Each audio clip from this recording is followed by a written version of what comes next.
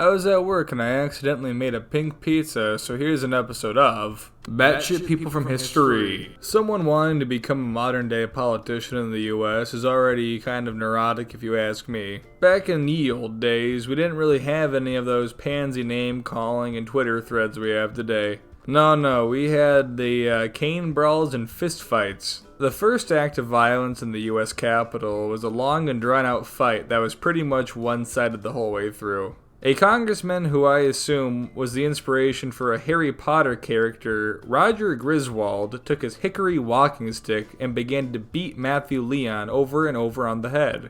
Now Leon, whose head was beat open at this point, ran and grabbed a fire poker and then recharged Griswold in some hocus-pocus wizarding battle. Griswold then stuck his foot out, tripping Leon, and then proceeded to beat him over the head repeatedly again until they were separated. Now after everything was calm and orderly, Leon then recharged Griswold, getting whooped over the head repeatedly again. Now long story short, Leon got mollywomped, dude. Now personally, I wouldn't let that slide.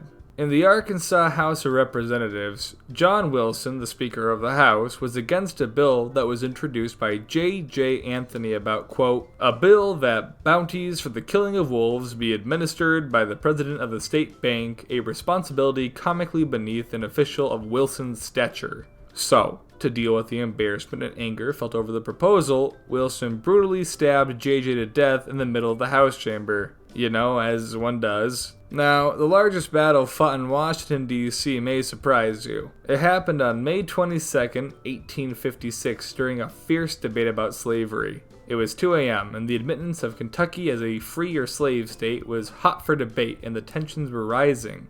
And then a fateful senator, Galusha A. Grow, crossed over to the Democrat side of the chamber giving an anti-slavery speech. And then he was choked out. Ensuing this, over 50 representatives rushed the floor in a large bar-style brawl, throwing punches and yelling threats at each other. And then finally, the fighting was abruptly stopped when a man's wig fell off and he put it on backwards. The raging senators thought it was so funny, they stopped the fight to laugh and jeer at the poor man, and then the chamber was sent home to the night when things calmed down. Now the moral of the story, everyone, is that sometimes it's better to make fun of someone for being different versus hitting them for being different. Thanks for watching. Now, do you like watching weird videos that I won't post? Do you want to have a say on what I make my next video on? Well then you should subscribe to my Patreon and join my Discord. Thank you, Aki, for being my first supporter on there. Love and kisses. Like, comment, subscribe.